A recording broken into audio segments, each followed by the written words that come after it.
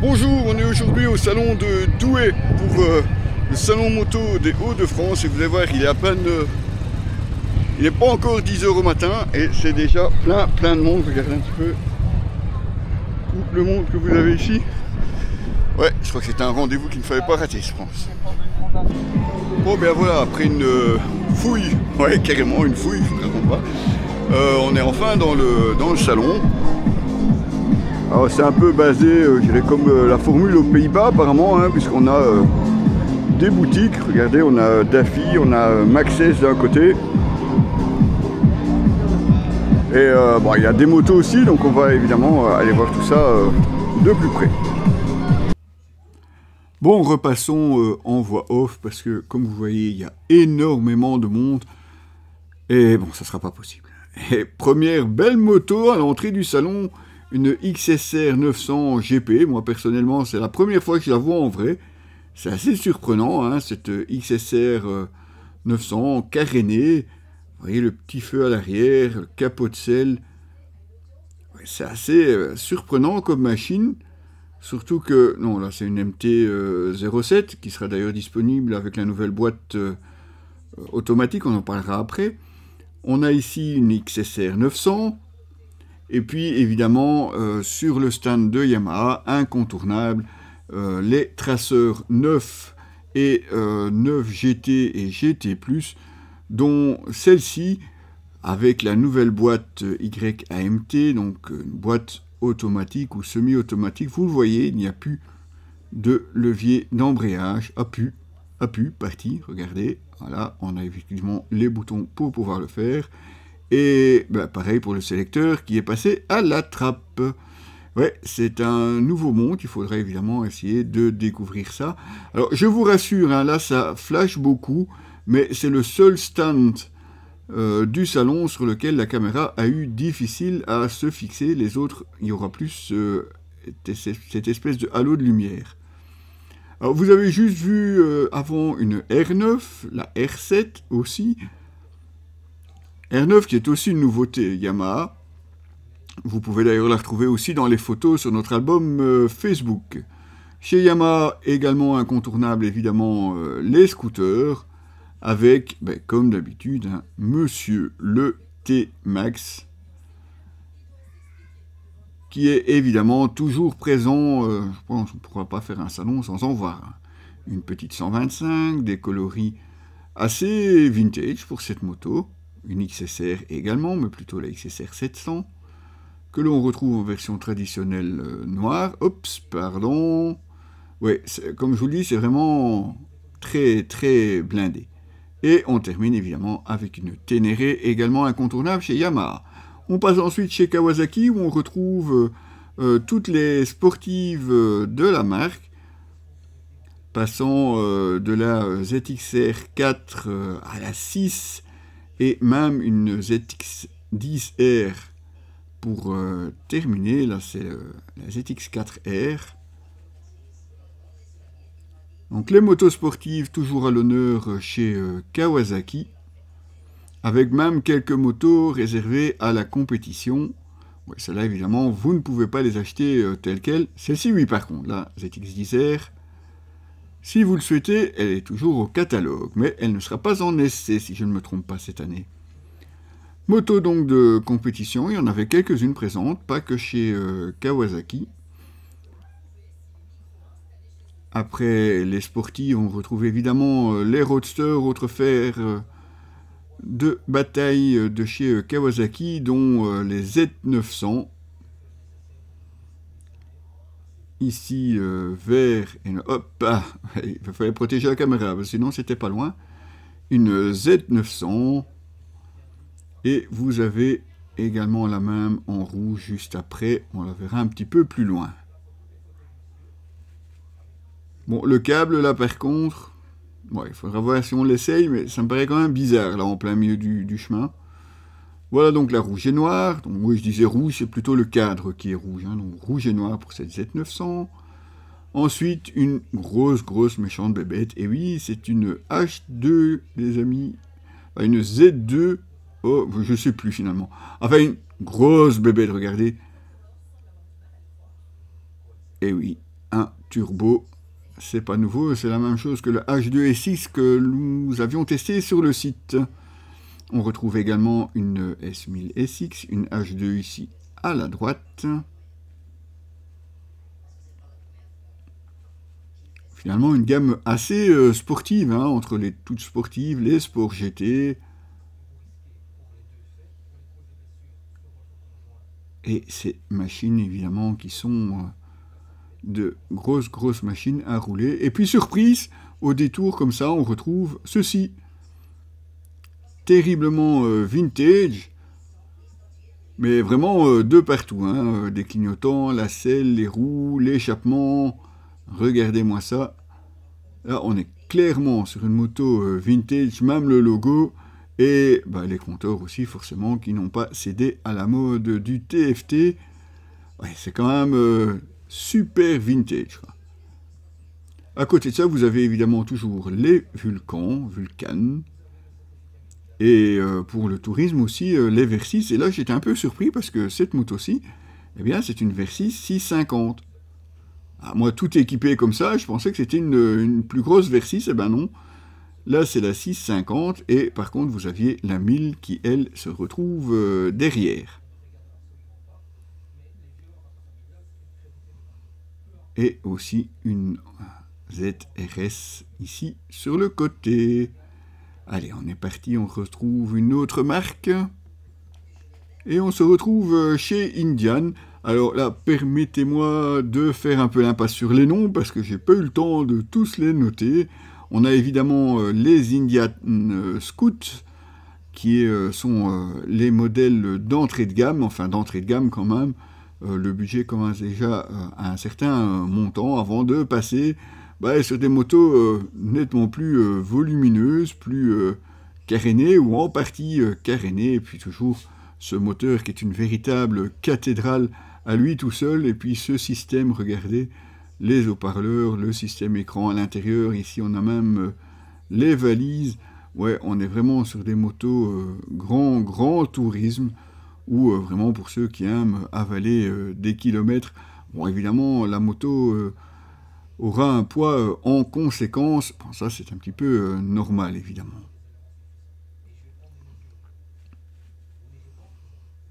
Et il ne faut pas croire, hein, sur le stand, les deux motos les plus carénées ici chez Indian avaient vraiment beaucoup de succès. Alors on retrouve aussi des valises sur les plus petites, enfin même aussi une petite valise. Et des motos un petit peu plus sportives, enfin sportives pour Indian, s'entend évidemment. Regardez donc cette version rouge et noire ici avec une fourche dorée. C'est de la belle machine quand même, hein. Bon, alors évidemment, comme vous le voyez, il y avait les prix, parce que la plupart des motos sont proposées par les garages, et donc sont forcément en vente, sauf celle-ci. Et oui, je vous ai déjà partagé des courses de bagueurs. Ben voilà, pour la première fois, on en a une devant nous. C'est vraiment une moto que l'on peut utiliser dans les courses sur circuit, en compétition. Bon, évidemment, il reste plus grand chose, hein. C'est pas un vrai phare à l'avant, c'est un poli. Idem pour les valises, et vraiment une moto préparée pour la compétition. Quand on la compare évidemment à des autres motos traditionnelles, ouais, la différence est quand même très nette. Mais voilà, beaucoup de monde sur le stand Indian, qui a donc attiré évidemment beaucoup de monde, et comme je vous le disais, surtout ces deux motos ici, qui sont pourtant à un budget pas à la portée de tout le monde. Mais c'est beau, ça brille. Chez BMW, par contre, on est aussi très axé sur le sport avec les séries. Pardon, monsieur. Ouais, comme je vous le disais, c'est vraiment blindé. Une série M, ici, regardez les ailerons à l'avant. Alors on va évidemment me dire que c'est pour l'aérodynamisme, la stabilité, et... c'est grand quand même, hein. Enfin, c'est grand. Y compris sur le Roadster, ils sont un peu plus petits quand même sur celle-ci. un petit peu mieux intégrée, si j'ose dire. Je vais peut-être me faire tutoyer par BMW et les fans, mais je dois avouer que c'est quand même assez énorme. Ici, avec la version noir et bleu, attendez, on va essayer de passer, je vais vous montrer une autre. La bleue, le roadster de ce côté-là, ça va. Regardez aussi sur celle-ci, les deux ailerons à l'avant, qui font partie intégrante du carénage. Il faut avouer que c'est quand même quelque chose dont on n'avait pas l'habitude de voir sur nos motos, c'était plutôt réservé à la compétition, et encore, parce que même certaines motos de compétition n'étaient pas affublées de tels appendices aérodynamiques. Regardez, de face sur celle-ci, c'est quand même... bon, il faut aimer, quoi. Évidemment, on est sur une moto signée M, donc Motorsport, et évidemment, il faut évidemment le look et les performances. De ce côté-là, je pense qu'il n'y a pas trop de problème. Chez BMW, vous aurez les performances à la hauteur de la machine. Mais il n'y avait pas que ça non plus chez BMW. On va continuer. On a évidemment les GS, les F900 XR. Et côté GS, évidemment, on va retrouver juste après, enfin si on y arrive, ça on est encore sur une S1000 XR, toujours très très sportive évidemment, mais chez BMW, on a aussi et toujours la nouvelle 1200 GS, avec aussi sur le stand une version Adventure, et je pense qu'il y en a même une entièrement équipée, regardez, avec les valises, les sacoches. Ouais, j'ai pas le poids du bestiau, je l'ai pas prise en main, je dois avouer, mais ouais, c'est pas ce qu'il y a de plus léger. Bonjour madame. C'est quand même une grosse machine, hein. Il faut avoir le physique pour pouvoir la déplacer. Enfin, pas quand elle roule évidemment, mais à l'arrêt, ça ne sera pas des plus légers. On va aussi retrouver sur le stand quelques scooters, dont ce nouveau 400 GT, qui est assez volumineux, je trouve. Bon, le silencieux est un petit peu... ouais, bon, on aurait aimé quelque chose un peu plus sportif peut-être. Et aussi, eh bien, la mobilité électrique avec ce CE04 et son petit frère là derrière. Et puis une R18, regardez, c'est toujours aussi impressionnant, surtout ici avec une selle mono, pas de selle à l'arrière, deux échappements, ces deux gros cylindres, et puis aussi une moto que, personnellement, je voulais voir, parce que je ne pense pas qu'elle sera dans nos essais, malheureusement, cette R1200S, si je ne me trompe pas, terriblement vintage, avec des jantes à rayons, mais une partie cycle très moderne, tête de fourche, petit capot de selle à l'arrière, un cardan. C'est de la belle mécanique et ça fait assez surprenant quand même de trouver ça chez BMW. Petit clin d'œil, oui, à Julie Wood et la bande dessinée dont je vous ai parlé il y a très peu de temps. Et oui, sa moto est effectivement sur le site. Ici, enfin en tout cas, une version colorée de la même façon. Chez Harley-Davidson, on retrouve là aussi les nouvelles motos. Une jaune vraiment pimpante, c'est très surprenant, hein, jaune flash comme ça. Et puis les motos assez classiques. Par contre, je vais vous laisser juste après reprendre un morceau de voix du salon. Je vous expliquerai pourquoi. C'était la sonorisation quasiment de tout ce hall était faite par une seule moto. Ouais, c'est surprenant.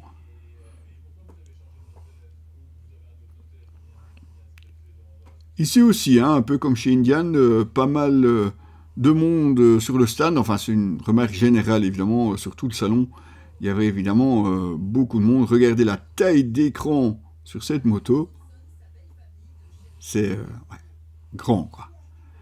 Et ici, avec un système audio qui va jusque sur les valises.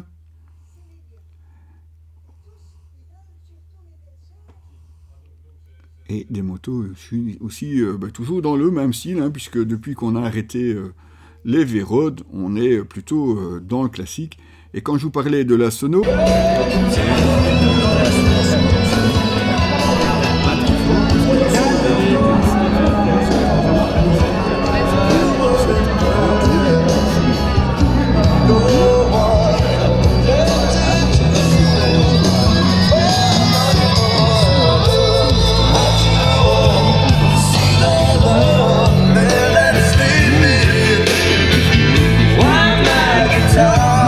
démarrer.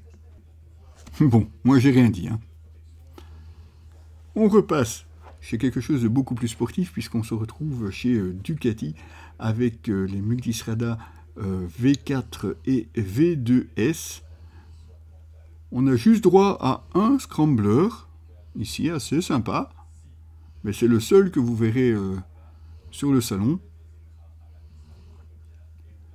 Juste derrière, on passe ça, attention cactus, on passe dans le désert avec, je vous le donne en mille, une Desert X forcément, avec signature assez surprenante à l'avant, hein, avec ses deux phares ronds, une Diavel ou un Diavel, toujours ces 4 sorties, cette énorme jante sur un monobras à l'arrière, une moto toujours aussi impressionnante. Alors on continue où on a droit à une Ducati Monster. Et puis évidemment une hyper motard ici, qui est un peu surprenante hein, chez Ducati quand vous regardez le reste de la production. Là on est vraiment sur une moto fun avec une hyper motard quoi. Une Panigale V4 qui elle est plutôt bien entourée, donc pas trop y toucher. Il faut dire qu'avec le monde qu'il y avait, je peux comprendre qu'une moto comme celle-là, on n'a pas vraiment envie de la voir avec quelques griffes. Toujours une autre Panigale. Et puis on passe directement chez KTM, où ma foi sur le stand il n'y avait pas énormément de nouveautés. Bon, il y avait bien une Duke 990, il y avait quelques Duke 390 également, 390 hein, pour nos amis français. Toute la série des Duke était là. Vous avez même aussi quelques sportives aussi, sportives motocross, s'entend. Une 690 super motard, on la voit pas à tous les salons par contre celle-là. Celle-là, par contre, vous l'avez déjà vue, même en essai, sur le site. Alors, j'espérais évidemment voir les nouvelles 390, 390, mais bon, je pense qu'elles ne sont pas encore disponibles et on ne sait pas vraiment non plus quand est-ce qu'elles arriveront en Belgique ou en France. Voilà un petit peu le tour de KTM, et comme je vous le disais, le reste était surtout les motos tout-terrain. Chez Husqvarna, on retrouve évidemment une Norden, ici une Norden 901 Expédition, et puis la nouveauté de la marque, enfin mise à jour de cette Vitpilen 801 avec ce gros phare rond à l'avant, et ici un coloris jaune pétant. Ouais, vous risquez pas de passer inaperçu au guidon de cette moto. En plus, une moto évidemment qui partage la même base moteur que la Svartpilen, et quand on connaît ses performances, on risque de ne pas s'ennuyer. Une super moto 701 également, moto qu'on ne voit pas très très souvent pourtant, mais qui a l'air aussi sympathique, surtout que bon, on a quand même un gros moteur aussi sur une super motard. Par contre, après les Norden, vous allez voir, on va passer sur les 400. Et oui, on a aussi droit à la Svartpilen et la Vitpilen 400, enfin 401. Des motos évidemment au gabarit nettement plus petits, mais peut-être aussi plus accessibles pour la plupart des motards. Vous aviez aussi les motocross à l'arrière. Mais bon, motocross, comme je vous le dis, c'est pas notre tasse de thé, donc on va zapper rapidement. Passons chez Royal Enfield, enfin ici plutôt Moto Morini, qui n'avait malheureusement aucune des nouveautés attendues. Donc on espérait voir la GT Corsaro et la nouvelle X-Cape, que ce soit la 700 ou la 1200, mais ben voilà, elles n'y sont pas. On a droit au Sei Mezzo, évidemment. Moto déjà connue, et puis ben, leur custom, qui là aussi était présente sur le salon. Du côté de Royal Enfield, on n'attendait pas grand chose non plus. On se refait une petite beauté en regardant les réservoirs chromés. Et ici aussi, hein, beaucoup de monde pour venir voir les motos. Et vous aviez quand même une Guerilla, enfin, si je peux y arriver, une Guerilla 450, avec des coloris assez surprenants, hein, pour chez Enfield, c'est super moderne quand même. Hein. Jaune, noir, avec des touches de mauve. Ouais, c'est surprenant.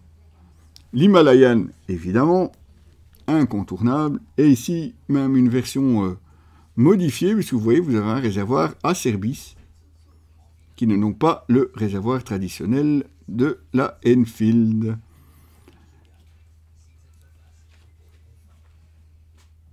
Chez Enfield, évidemment, on va aller voir là-bas plus loin, puisque nous avons évidemment la BR 650, qui, elle, est la dernière moto, en tout cas, la dernière nouveauté proposée par la marque. Le reste est, ma foi, suffisamment connu, bien que nous avons aussi une 650 classique, normalement, qui devait être aussi sur le stand. Une moto ici quasiment entièrement chromée. Regardez, garde-boue avant, réservoir, garde-boue arrière. Ah, je ne vous raconte pas le nettoyage, hein, quand vous devez nettoyer une moto comme celle-là. Et voici donc la BR 650. Une moto qui pourrait bien figurer dans nos essais cette année. Évidemment, il faudra suivre le site pour être au courant de ce que nous allons tester. On passe directement chez QJ Motor. QJ Motor, qui, comme je vous le disais, arrive chez nous avec beaucoup de modèles, puisque on va passer du Roadster à un petit custom là derrière. Celui-là, le jaune est en 125. Par contre, on a aussi une moto sportive, comme cette 800 RR, avec une particularité quand même, hein, parce que outre les appendices évidemment aérodynamiques à l'avant, vous pouvez carrément regarder une vidéo sur l'écran. Je ne suis pas sûr que côté sécurité, ce soit évidemment nettement mieux. On a aussi ces motos Touring, SRT, si je ne me trompe pas, SRT 700. Et puis, comme je vous disais, aussi un gros custom avec un V4. Les sorties d'échappement de chaque côté. C'est assez surprenant. Regardez aussi les pontées pour le guidon, l'entourage du phare, les protections sur les bas de fourche. C'est waouh. Ouais, on ne s'attendait pas non plus à voir ça chez QJ Motor, donc marque chinoise qui débarque de plus en plus chez nous et qu'il faudra évidemment tenir à l'œil, bien qu'évidemment, si vous écoutez tous les avis sur les stands, il y a du pour et du contre, et une certaine méfiance, je vous l'accorde. Du côté de Triumph, évidemment, on attendait surtout cette moto-là, qui est la Tiger Sport 800. On y reviendra juste après. Alors on espérait... la 800. Bon, on espérait évidemment aussi trouver la 660, mais bon, ou j'ai pas bien regardé, ou je ne sais pas, mais personnellement, je n'ai pas trouvé la Tiger Sport 660. Bon, maintenant, comme je vous le disais, on a un petit peu bousculé à gauche, à droite, donc quand on arrive à filmer une moto, mais c'est quoi ce compteur? Bon, on a hâte d'aller l'essayer quand même, parce que on n'est pas passé apparemment au tout TFT comme d'autres marques. Bon, on est curieux un petit peu de voir ce que ça donne quand même, cette Tiger Sport 660. Et la 800 également. On avait droit à une Street Triple RS mauve, presque mauve caméléon d'ailleurs. C'est original, en tout cas, si vous voulez vous démarquer. On peut aussi passer sur beaucoup plus gros avec cette 1200. Ici aussi, Speed Triple. Bon, là, on est quand même dans une autre catégorie par rapport à la 675. Une moto très performante, évidemment, à ne pas non plus mettre entre toutes les mains.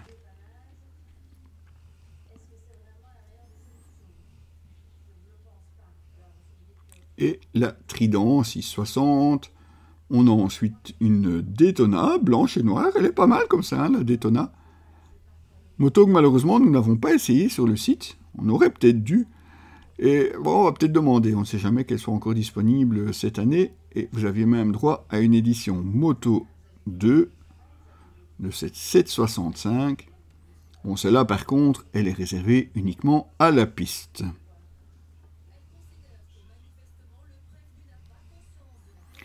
Et aussi le Speed Twin 900, nouveauté chez Triumph, enfin nouveauté, mise à jour assez importante en tout cas pour cette moto, qui pourrait bien rapporter tous les suffrages comparé aux grosses 1200 peut-être. Elle pourrait être évidemment un bon équilibre justement entre le 9 et les 1200. En tout cas le monsieur là il la vendait bien quand même. Un tout petit stand Honda, avec, ma foi, pas grand-chose à voir. Vous aviez une Hornet 750, vous aviez... Oui, nous avions juste une CBR 1000. Bon, il y avait bien aussi quelques motos quand même hein, de chez Honda, mais pas de grosses nouveautés. On n'a pas vu par exemple le XADV. Qu'est-ce qu'on a d'autre? Il y a pas mal de nouveautés hein, chez Honda qu'on aurait espéré voir en tout cas ici, mais comme vous le voyez, la plupart des stands sont tenus par des garages, donc probablement garages locaux. On avait aussi évidemment la Transalp, mais bon, effectivement, on espérait voir toutes les nouveautés, et puis bon, on peut comprendre évidemment que soit certains ne sont pas encore disponibles, ou arriveront un petit peu plus tard, et forcément, puisqu'on n'a pas sur des stands officiels, mais plutôt des stands représentés par les garages, certains n'ont peut-être pas encore reçu les nouvelles motos. Bon, ça se comprend. Bon, vous aviez quand même droit à une Goldwing, là derrière. C'est quand même pas mal, une Goldwing. Et puis vous aviez aussi une moto nettement plus sportive ici. Ah ouais, là on parle effectivement d'une belle sportive. Toujours aussi efficace en tout cas chez Honda. Et puis, on a failli les oublier, le Dax et le Monkey. Bon, on retrouvait aussi des marques un petit peu moins connues, en tout cas un peu moins répandues, comme c'est Fantic Caballero. À la fois Scrambler, Vintage... C'est assez sympa. On avait aussi droit à quelques Benelli, avec ici une Leoncino 800 Trail, s'il vous plaît, la 752, que je devais une fois essayer, puis finalement, j'ai pas essayé. Je sais pas, je suis parti avec autre chose, probablement. Les TRK, hein, c'est quasiment la même que celle que je vous ai présentée l'année passée. Et puis, à côté de chez Benelli, vous allez voir, on passe dans une autre galaxie avec Benda, ici une LFC 700, mais regardez-moi l'engin, c'est monstrueux. Alors, vous allez voir la taille du pneu à l'arrière, attendez, je crois que je vais essayer, regarde. J'arrive même pas à faire d'un côté à l'autre du pneu, c'est énorme. Tout comme le silencieux, enfin, c'est vraiment une moto pleine de superlatifs. Bon, je vous accorde qu'on ne l'a pas encore essayé. Donc, on pourrait peut-être déchanter en l'essayant. Mais en tout cas, en visuel, c'est surprenant. Alors, vous n'avez pas encore vu hein, la vidéo des différentes catégories de motos, mais vous avez une moto qui s'appelle une Chinchilla. Je rigole pas. Chinchilla. Allez voir dans les photos, je l'ai pris en grand, la photo est marquée sur le réservoir Chinchilla. Bon, plus surprenant aussi, c'est Napoléon. Regardez le design à l'avant de cette fourche. Selle mono, juste au-dessus du garde-boue.